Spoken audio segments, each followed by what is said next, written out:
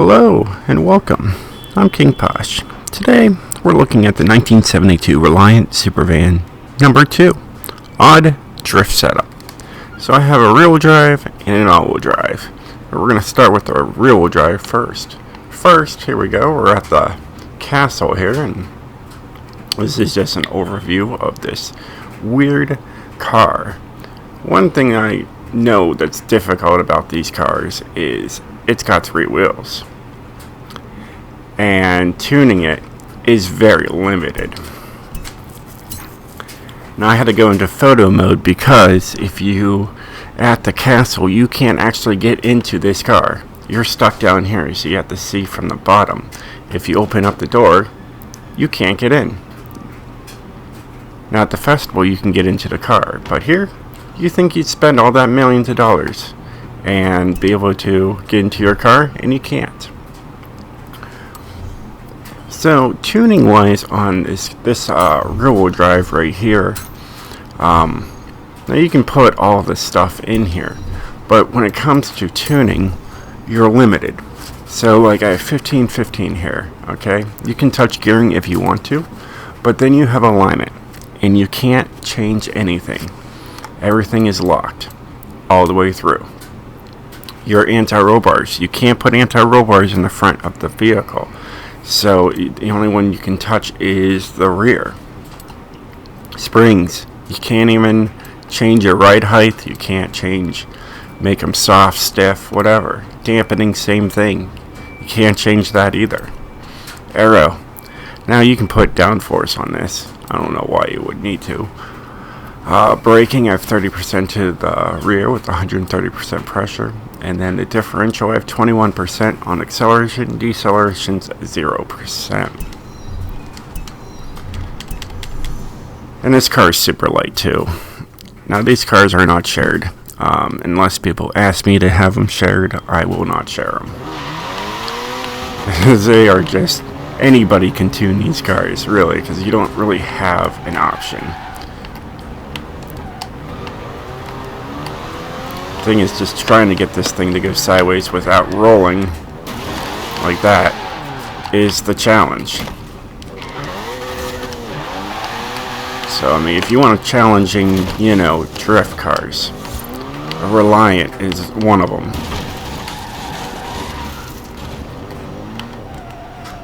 If you're looking for something fun, a Reliant is one of them.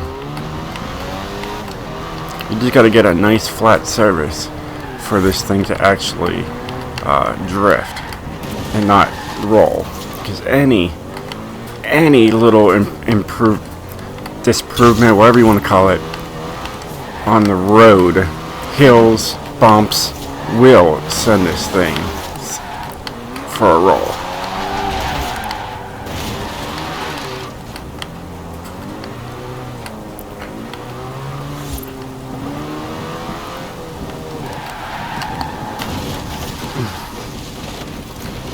Now you can put training wheels on here, but it's actually more stable without the training wheels, to be honest. It's not actually that bad of a car. And there we go, we rolled. And that's how that goes. Now if you want something that's just goofy to drift, this is definitely your ride. Now, like I said, this car is very light. It is probably one of the lightest cars in the game. If I go to tunes, I just have them saved. So rear-wheel drive, it only weighs 758 pounds.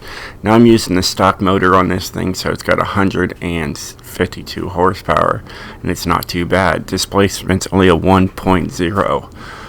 So it's a very small engine. And then the all-wheel drive drift, it's got 668 horsepower. So it just goes out of proportion when you go to all-wheel drive.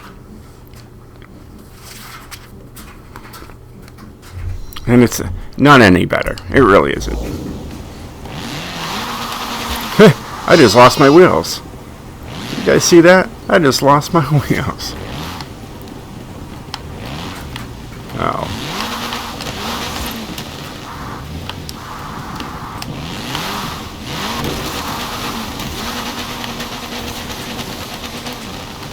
rear-wheel drive does make it a little easier to slide, but it still has its drawbacks too. Gotta get around all this traffic. Hey, this is the pandemic. Nobody should be on the road except me.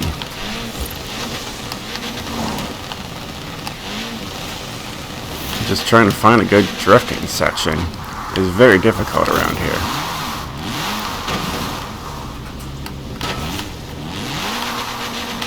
This is the boring part of town. Then, man, gotta get up above where everybody else is. And since you can't really tune it, at least it's a straight build. Naturally, a straight build.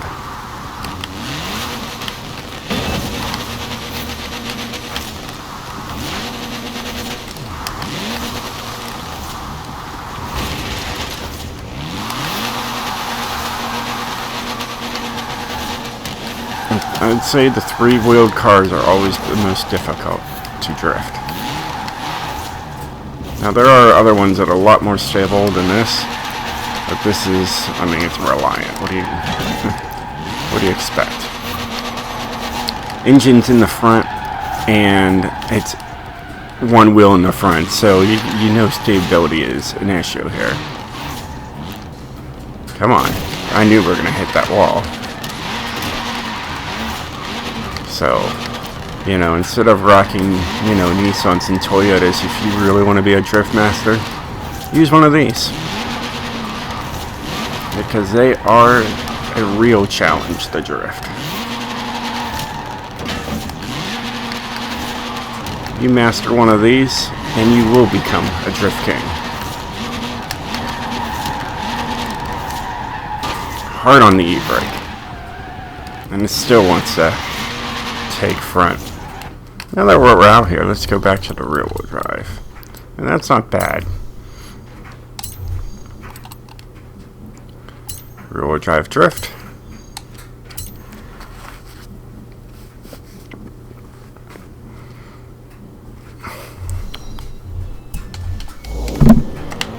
Well, I didn't lose my wheels this time. It was pretty fast too. And look at that, when I'm on my brakes, only one tire stops. So it is goofy. Everybody's like, who has a motorcycle? Who's doing these burnouts with a motorcycle?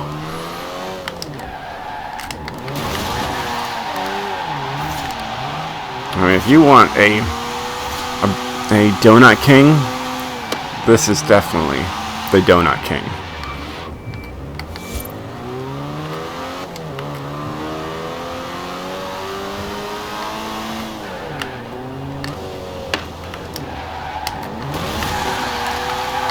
It's like trying to control that.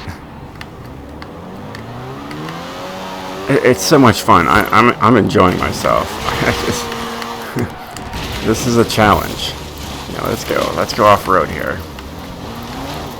And on this one, I'm using off-road tires anyways. Unless you just want to constantly just do donuts, then use stock tires. In 400 yards, you will arrive at your destination.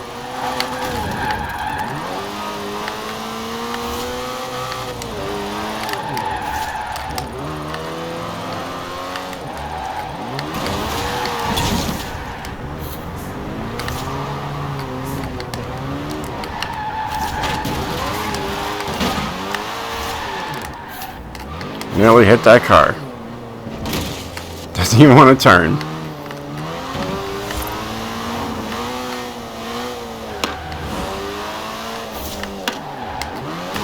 It would be nice if it had a drift mode where you could have a drift kit on here. You know, get that front wheel to turn a little harder. Would be awesome. Might even help it. But yeah, no, I love this car. It's different. It's really weird. But let's go right to the fastball. I'll just show you guys what you can put into it and what not. Both the rear-wheel drive and the all-wheel drive are the same tune because you really can't do anything except touch the tire pressures, the rear anti roll bars, and the differential. That's it. When it comes to upgrades, here are your options. So here you got stock powertrain. You got an i4 motorbike engine. So you know they're gonna give. It's almost like they're trying to tell you they would put a motorcycle in this game. I don't see why they haven't yet. You got the stock drivetrain and all-wheel drive. Alright, and then this is the wide body kit. There's your training wheels. So if you really need training wheels, you can weld some on there. Alright.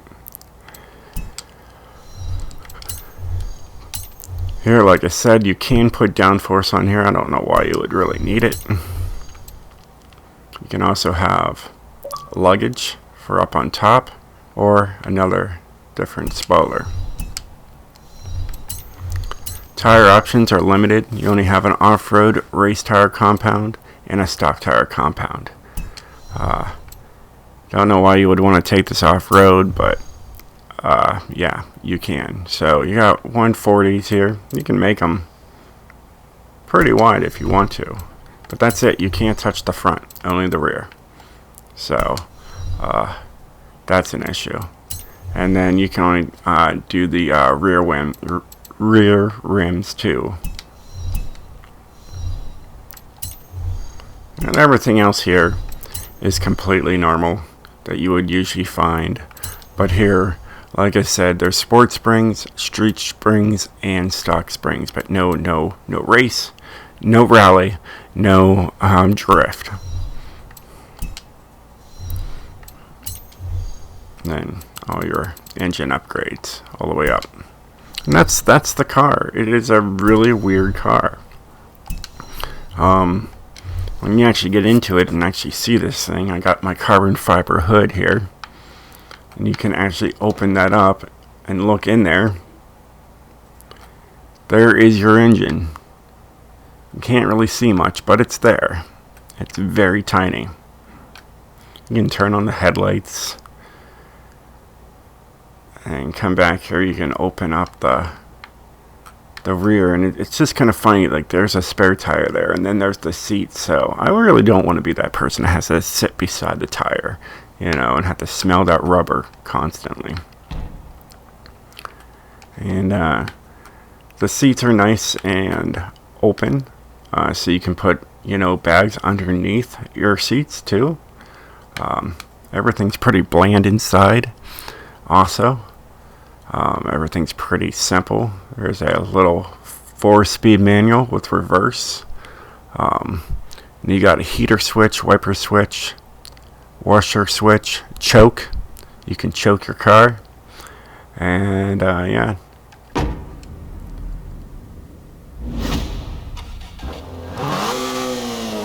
It's got a mean engine with a lot of backfire. And there you have it. That is the weird car for today. Trying to close the things. Awesome.